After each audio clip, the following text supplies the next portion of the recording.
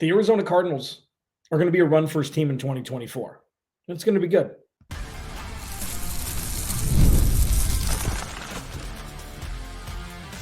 You are Locked On Cardinals, your daily Arizona Cardinals podcast.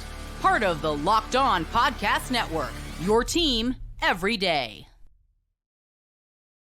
Locked On Cardinals, Alex Clancy here. Follow me on Twitter at Clancy's Corner. Follow the podcast at Locked On AZ Cards. Thank you for making Locked On Cardinals your first listen, free wherever you get your podcast and on YouTube. Part of the Locked On Podcast Network, your team every day. Today's episode of Locked On Cardinals is brought to you by our friends at FanDuel. Make every moment more. Right now, new customers get $150 in bonus bets with any winning $5 bet. That's $150 with any winning $5 bet. Visit FanDuel.com/LockedOn to get started. Thank you, everydayers, for being here. This is your first listen to Locked On Cardinals. Thank you. Maybe make tomorrow your second. I've been in sports radio here in Phoenix since 2011 and hosting this lovely podcast since 2017. So thank you for being a part of the journey with me. The Arizona Cardinals are going to be a run-first offense in 2024. And while it seems a counterintuitive way to look at it, it's really as simple as day. What the Cardinals did last year with the team pretty much devoid of talent until Kyler Murray came back. What they did was run the ball. What they did was run play action. What they did was feature Trey McBride. And that's something that is a proof positive way in the history of football to work in an effort to win games. You run the ball, you feature your tight end, you play defense, you win games. And while this is a brave new world of football, it's not as pass heavy as you'd think. Do you remember the days when Eli Manning and Drew Brees were throwing for over 5,000 yards? It's like, oh man, we're going to be closer to a 6,000-yard receiver than or 6,000-yard passer than a 4,000 forever. They don't really hit those numbers anymore. Teams are running the ball. And it's funny, everything's cyclical. You know, you're seeing the NBA starting to have some sort of semblance of a big man like they didn't for the last, 10 years since like Shaq retired. Everything's cyclical. So when you look at the Cardinals and when you look at what they did last year, they were top 5 in rushing yards for the last, quarter of the season when Kyler Murray came back. That's not nothing. They were playing against teams who were in playoff contention. They were playing against teams who weren't just mailing it in with bad defenses.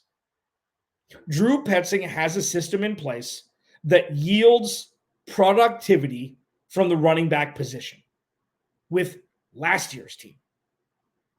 With Amari DiMarcado leading the way with James Conner out for a couple games. With James Conner having his first 1,000-yard rushing season.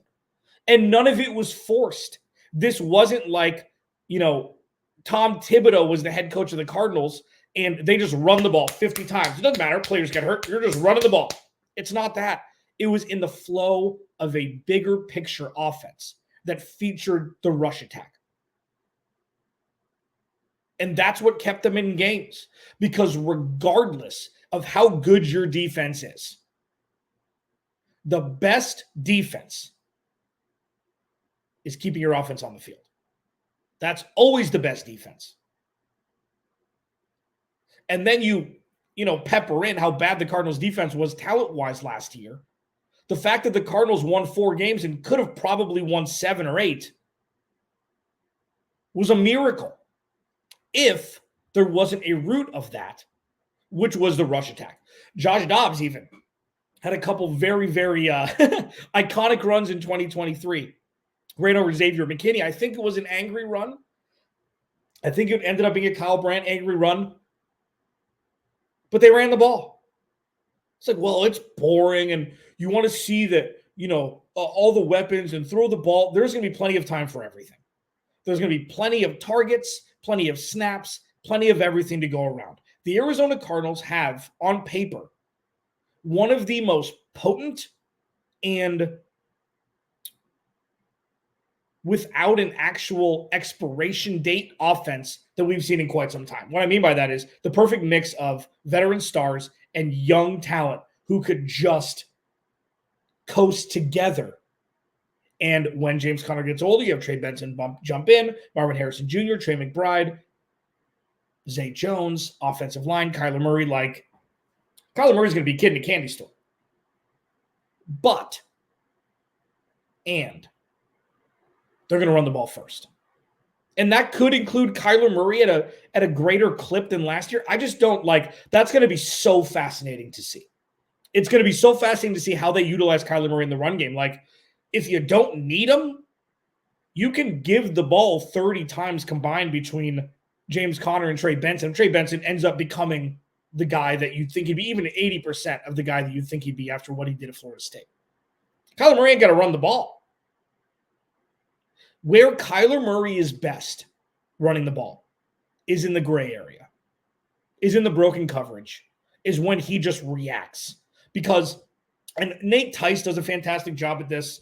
There's a couple others. Brian Baldinger does a great job at this, is, putting up clips of Kyler Murray, where Kyler Murray doesn't, he knows when he's in the open field, his angles very well. He's proficient in that. What angle do I need to run at so I don't get hit? And I can still either continue the run or go down before, getting hit hard. And we've seen that on display a lot. If that's the only time you have to rely on Kyler Murray to run the ball, that's fantastic. That's predicated upon the offensive line, which is much improved. James Conner coming into, extending his prime. Trey Benson, Amari DeMarcado, Michael Carter, like, they've got backs. And they may not be done. Maybe they're going to sign another vet before the season starts. Who knows? Now, that begs the question, well, why did they draft Marvin Harrison Jr. number 4 if they're going to run the ball? And I don't think one has anything to do with the other. Picture this. The Cardinals don't have James Conner, and they are married to the throw. And Kyler Murray, say that Kyler Murray is going to throw the ball 35 times a game.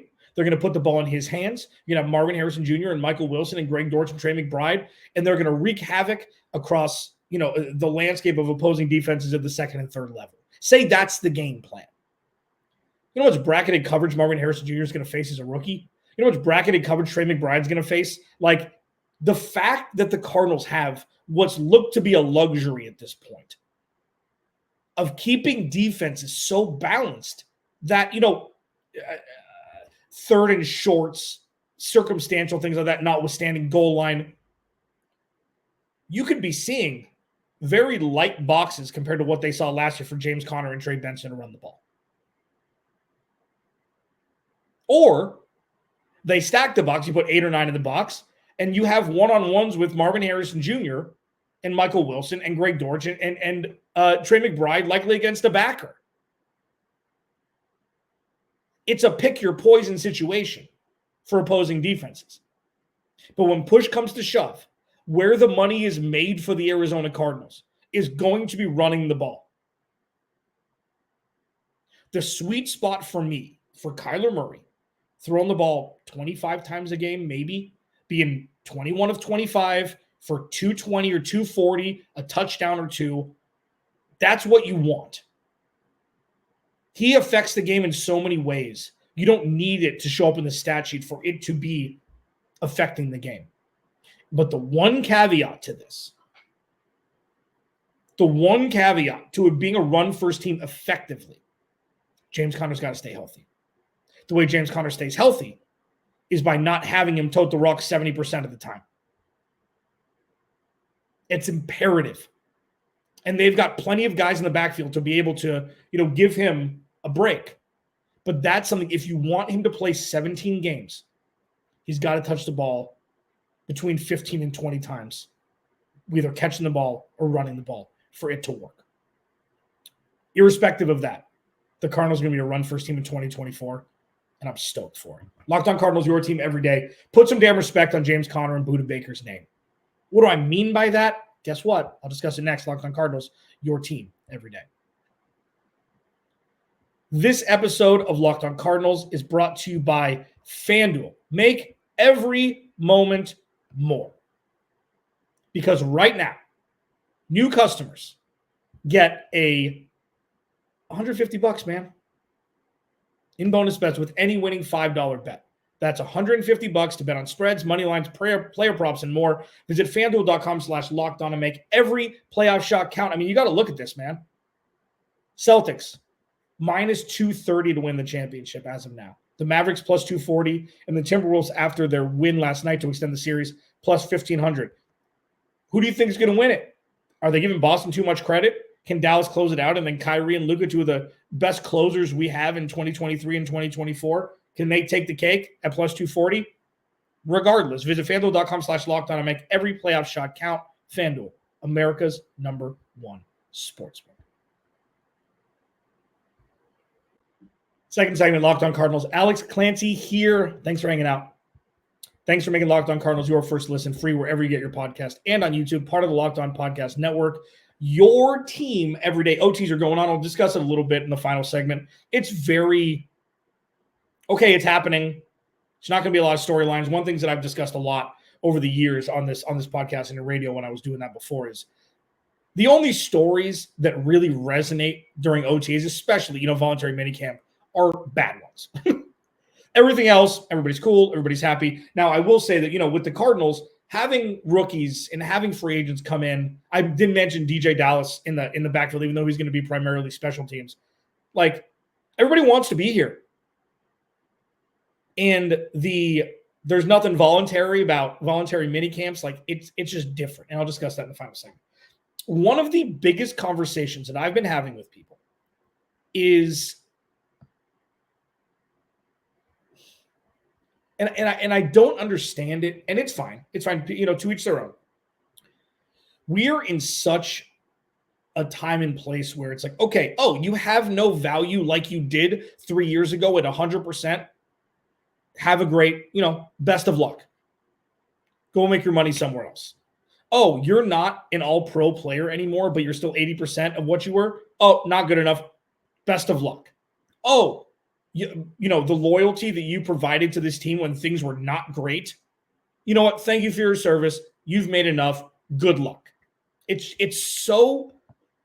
frustrating to me because when you look at this young roster, and they are young.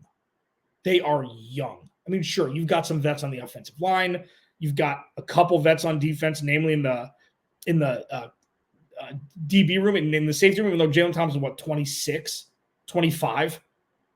You need as much veteran leadership on this team as possible. As a complement to the young players who were drafted and who are going to be thrust into important roles. So when people say, because neither Budda Baker nor James Conner have money guaranteed beyond this season, the Cardinals having $90 million plus to spend, roughly, next offseason. And with how important on the field and off the field both of these players have been through the mud and the muck of this organization over the last couple seasons, letting them just walk without understanding the value they provide blows my mind. I'm not saying it's everybody thinking that. Like, when I see that, especially from, national media members, like, it's just lazy. It's just lazy. It's just lazy.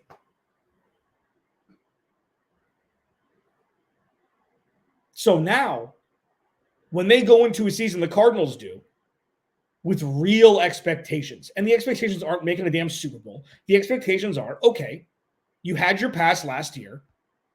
Now there's talent. Now you're ready to rock. Let's go. And you see James Conner, who's going to produce. Budda Baker, who's going to produce. And then at the end of the season, all right, best of luck.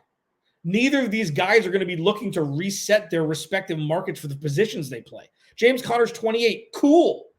Who cares? Adrian Peterson played until he was 100.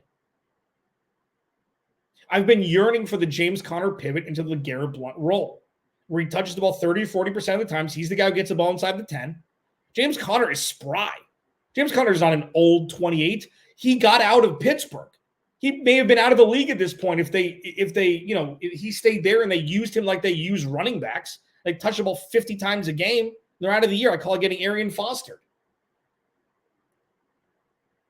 Budda Baker has had so much pressure on him to perform and fill the void that Steve Keim laid to him on defense because he couldn't fill out a roster. So what if Budda Baker could just play his position and be carried by the rest of the team a bit? He doesn't have to be the best player on defense. He doesn't have to be the second best player on defense. But what the Arizona Cardinals have desperately yearned over the last decade is a culture, man. It's a family.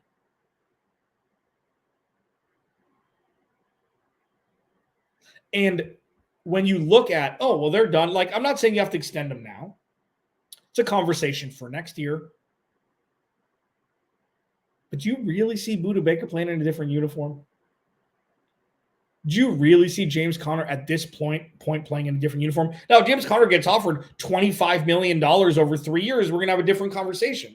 If another organization offers them that, that's the beauty of where they are in both of their careers. I think, I mentioned, this is something my dad tells me, do the right thing and good things will happen.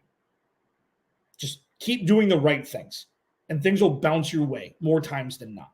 Sure, it's not exact.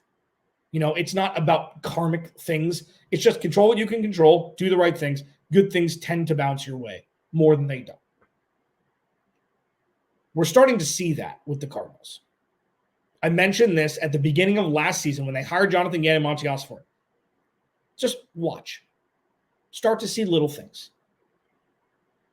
The Cardinals draft this past year, having the players drop where they did so the Cardinals could maximize their 12 picks that they had.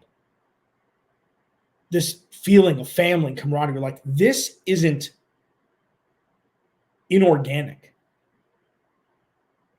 This is the natural progression of building something rationally and functionally.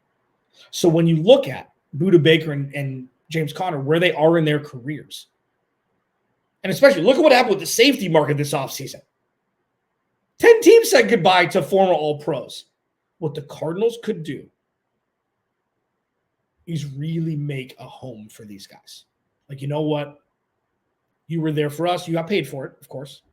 This is Monty Osborne sitting down. You were there for when the team was struggling. This isn't a handout because you're still an above average player at your position. You can say that to both these guys. We want you to stay here. We want you to retire here as Arizona Cardinals.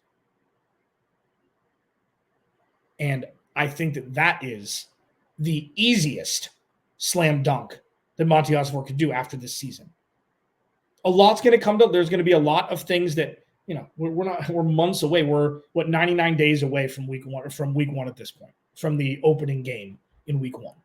So a lot could change, but I just don't see. I think both of these guys are finally in a position they want to be in. James Conner was the leader of this team when Kyler Murray was out. James Conner and Budda Baker are mirror images of each other on opposing sides of the field. So it makes so much sense to bring them both back. They're going to have so much money to spend. And Monty Osborne already said he's not a guy that's going to splurge on a massive free agent signing. To be meticulous. You can bring them both back for a 2-year deal, fully guaranteed. 2 for $8 for James Conner, and 2 for $20 or 2 for $22 for Budda Baker. It's a steal. And you got your guys. I don't see as much overhauling of this roster. I don't see this being, revolving door of players going in and out nearly as much as the last regime. And respecting what James Conner and Budda Baker have done and what they've withstood with their mouths shut for the most part and just played ball and been leaders. They deserve to be here. They deserve to be here past this season. Alex Clancy, Locked On Cardinals. Thank you for making Locked On Cardinals your first listen. Free wherever you get your podcast and on YouTube, part of the Locked On Podcast Network. Your team every day. OTA vibes, they're continuing. And it's awesome. That's next. Alex Clancy, Locked On Cardinals. Thanks for hanging out.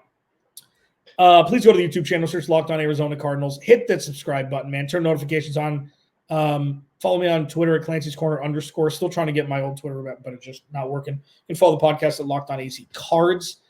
There's a couple fun announcements coming up. I got to keep a tight lip to it now, but there's a couple fun announcements coming up, so keep an eye out for it. The summer's It's going to be fun. So OTAs, again, second week in full swing. Jonathan Gannon, James Conner, they spoke to the media yesterday. And it's all the same kind of stuff. We love everybody. Everything's working, all that stuff. Like it's great to get quotes. The big picture to take away from here is the honeymoon phase is over with this organization.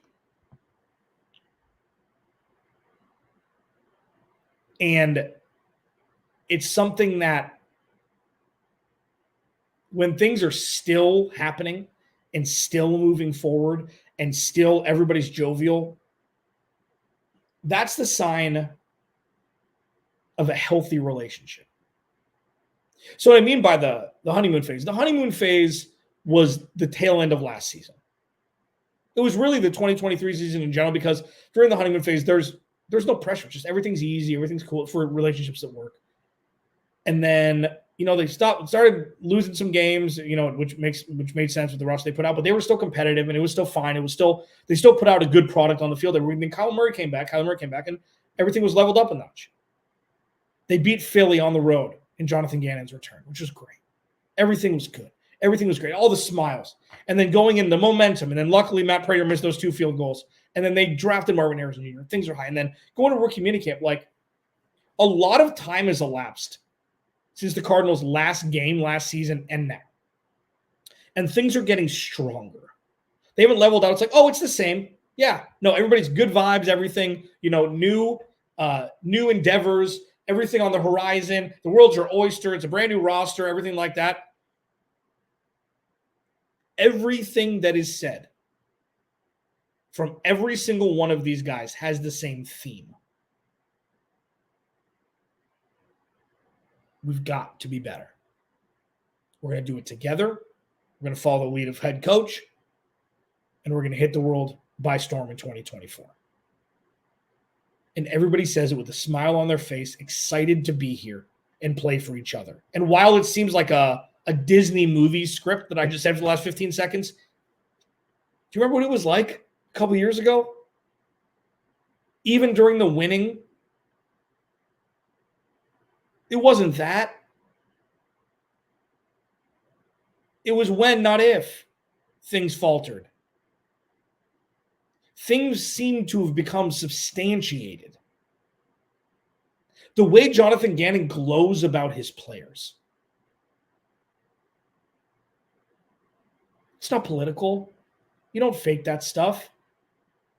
We're coming to a time, which is incredible, where head coaches can be people.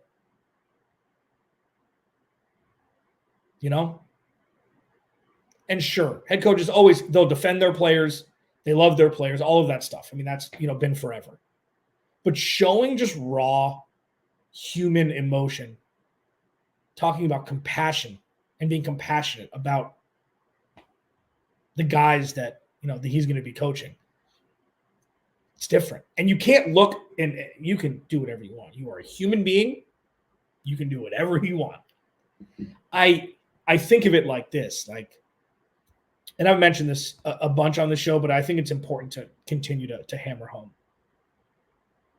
Comparing what the Cardinals are doing to other organizations and how functional they've been and how much they've won and things like that. Thinking the Cardinals are behind. Comparison is the thief of joy. It matters not one speck of sand, grain of sand, what other organizations are doing. Doesn't matter. This is the brave new world for the Cardinals. It started from square one, and we're starting to see the seeds being planted and the flowers starting to bloom. And I've never been, and this is true, I don't think I've actually wasn't thinking about saying this. I've never felt more excited about what's to come than I am right now. This is including the 7-0. It was fun. It was fun. It was fleeting. It was fun. I read through the tea leaves week 1 like it just wasn't. It's like, okay, well, this is the same. The most fun, and I said this on the show after the game, the most fun I had watching a game since I took this over in 2017, since watching all the way through, since I was moved here, was in sports radio since 2011. When the Cardinals beat the Cowboys, it wasn't that they beat the Cowboys. I don't care. The Cowboys are not America's team. The Cowboys, it's just, come on. It's ridiculous. Ooh, they got the Cowboys. That's fun. No. It's how they did it and how poised that team was and how much fun Josh Dobbs was to watch after being here for less than a month. It was probably 5 weeks at that point. That was the most fun. That was the seed being planted for everything else. Because when push comes to shove, it doesn't matter who's wearing the uniforms for the Cardinals last season. It didn't matter. It mattered what was being done. Jonathan Gannon, Drew Petzing, and Nick Rallis. And it was being done, and the Cardinals were being competitive through pretty much the entirety of the season. Sure.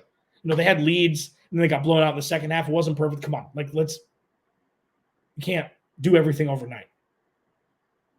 But that's where it started. And now, it's like birthed this brand new thing that is the Arizona Cardinals 2.0. And I'm not glamorizing, glorifying, fantasticalizing. That's not a word. I don't care. You know what I mean? This is what's being experienced.